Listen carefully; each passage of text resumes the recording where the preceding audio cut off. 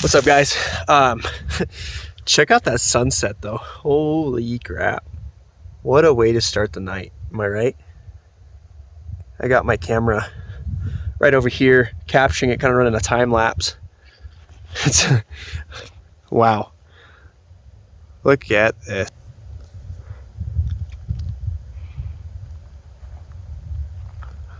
What a way to start the night.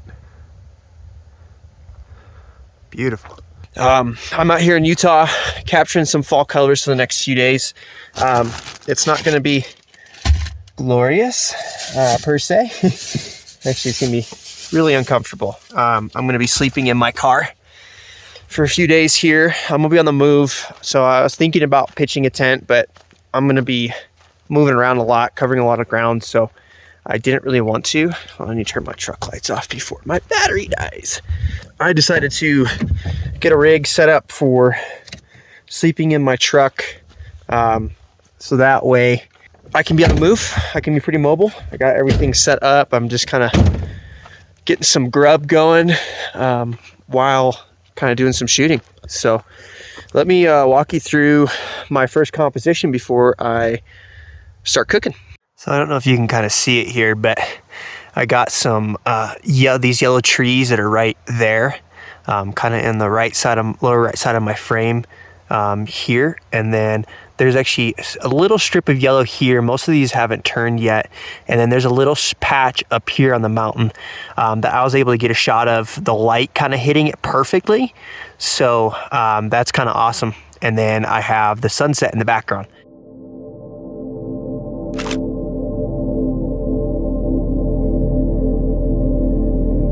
Now, I was super excited to kick off the trip with this image, especially knowing that the forecast called for clear skies pretty much the rest of the way out. I was also able to capture another image with my drone a few moments later.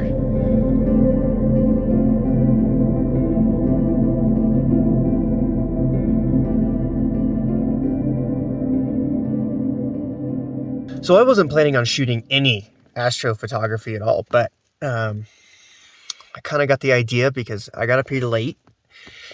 I missed some opportunities. I also tried to go to a shot that I've shot before, but it's actually one of my more popular images, the dividing current.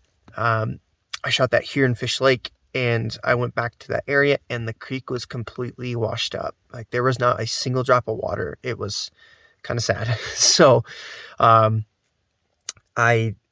rushed to try to find another shot, and I found a decent shot. It turned out good. I liked it. The conditions turned out good. And then I decided to try to shoot the Milky Way. However, I couldn't see it because there's some clouds, but I got this awesome shot that I'll show you right now. Now, I was able to capture this image by layering 3 separate images together.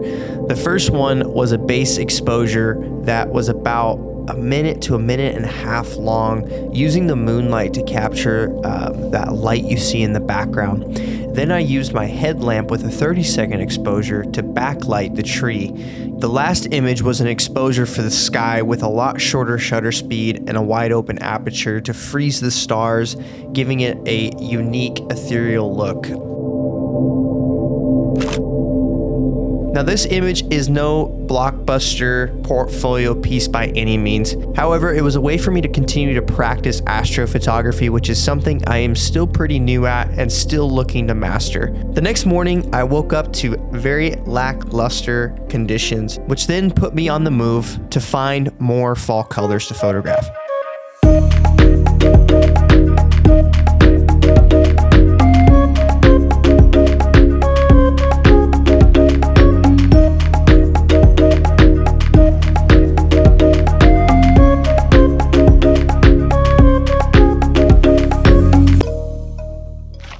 Alright guys, so it's been a morning. Honestly, sunrise was a bust this morning. There's a lot of low-lying clouds that was keeping really anything good from hitting the area I was in. I was able to grab a couple drone shots though that I think worked out pretty good. But for the most part, yeah, it's kind of a bust. I don't really think I got anything good. But I've been kind of wandering around up in this area, and I got to this place called Crater Lake, just above Fish Lake.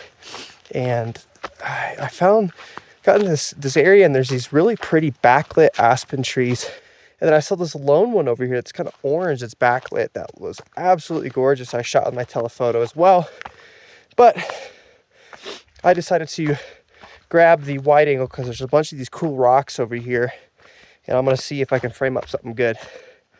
And I'll walk you through that. Kind of showing you what I'm looking at here. I might mess with this a little bit more. I feel like the top end of this frame is kind of running the risk of being kind of tight, but I like where that sun is hitting, and I like this foreground here, some rocks and stuff. So I might play with this. I might get up a little bit higher with my tripod and check that composition out. But for the most part, I like this backlit aspen tree. I think it looks awesome. But there is some like colors kind of going on in the background there too that I might kind of want to highlight as well. So I may end up liking the telephoto shot on this one more than the wide angle, but let's play around and see what we can get.